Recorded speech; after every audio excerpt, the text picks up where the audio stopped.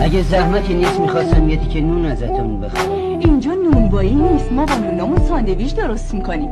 میدونم خانم، ولی برای یه پیرزن دندون نداره، باید نونش تو آب خیس کنه که بتونه بخوره. گرسنه میشه.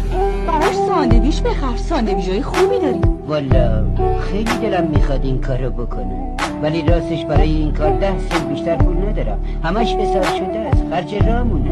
با 10 سنت که نونم نمیتونی بخری، ما فقط نون 15 سنتی داریم. یه تیکه نون بهش بده. تا کامیون بیاد نونمونم تموم میشه. خب چی کار کنم که نونمون تموم میشه؟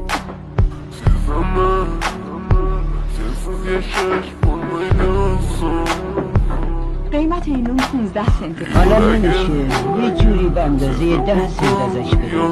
برش دار، نونش مال دیروزه. اون آقیابات ها 1 سنته؟ کدوما؟ همونا که راه اونا؟ نم 2 تا 6 سنتی. پس لطفا 2 تا بود. ممنونم. این آب نباتا که گرم ترن.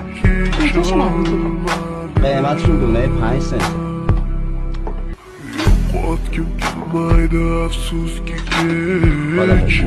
سب کنه باقی پولت مونده. به تو چه مربوطه؟